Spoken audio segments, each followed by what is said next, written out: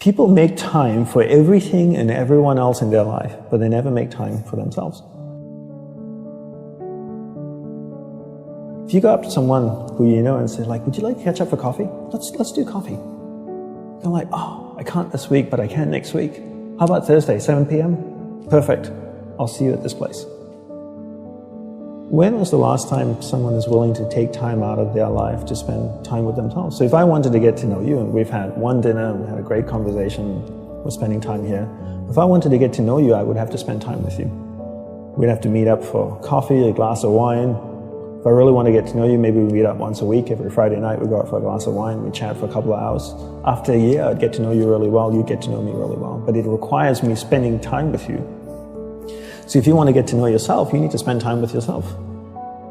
But in a way that you can inquire, right? So people say to me things like, oh, I walk my dog in the park, that's my time with myself. And I'm like, no, it's not. That's you walking the dog. People go like, oh, I go for a jog, that's my alone time. No, that's you jogging, avoiding traffic, watching where you're stepping so you don't trip and fall over. Spending time with yourself is sitting down, closing your eyes, not interacting with the outside world, and actually going inside and having that conversation. The same conversation I would have with you and say like, hey Brian, so where did you grow up? You know, you said California, do you like to surf? No? Hate the water? Love the water? Tell me, right? And people don't have that conversation, and because they don't have that conversation with themselves, they don't end up knowing what they want in life.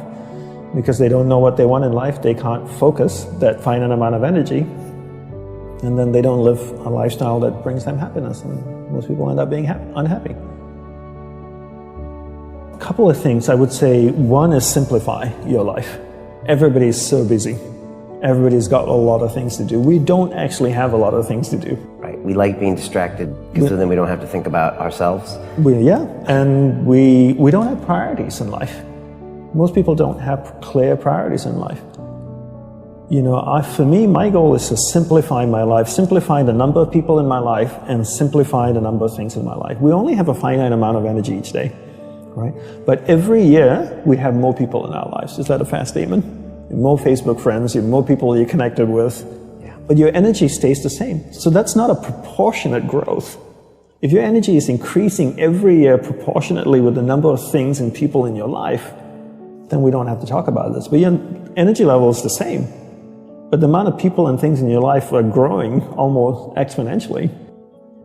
So whereas that doesn't work. So for me, it's always about simplifying first the people and things into your life, into who and what's most important, taking that finite energy that you have each day and focusing. Second step is learning how to focus and concentrate that finite amount of energy into the people and things that truly matter. Now you start to create a lifestyle that you actually love because you're invested into people and things that matter, and the byproduct of that is happiness. And you said happiness is not a goal. Is that correct? Yes, happiness is not a goal. And if you ask most people, what do you want in life? They say, I want to be happy. Right? Would that be a fair statement? I mean, literally, it's in the U.S. Constitution, I think, the pursuit of happiness. The pursuit of happiness. I always say you should never pursue happiness. Don't pursue happiness. Pursue a lifestyle where the byproduct of that lifestyle is happiness. So happiness comes as a byproduct. I spend time with the people that I love. What is my byproduct? I'm happy. I spend time with people I don't like. I'm not happy. So don't pursue happiness. Pursue a lifestyle that gives happiness. But in order to pursue that lifestyle, you need to be clear what you want in life. What's your purpose in life? And people don't know this because they don't spend any time with themselves. People think that the more you meditate, the better it is. So 20 minutes of meditation is not as great as 3 hours of meditation. And it's actually not how we work. For us, we believe in quality as opposed to quantity. We spend the whole day preparing to meditate. What comes before meditation? Concentration. Concentration comes before meditation. So you need to learn how to concentrate in order to meditate. And we believe that you can't meditate if you can't concentrate. So we spend the whole day focusing on concentration.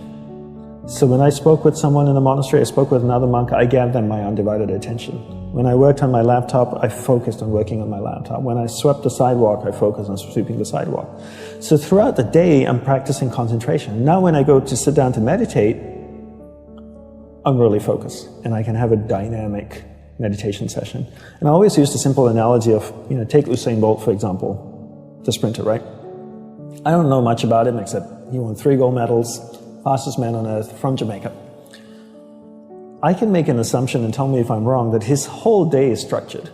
That he eats the right kinds of food and drinks the right amount of water. He goes to the gym. If you look at the boy, he's ripped, right?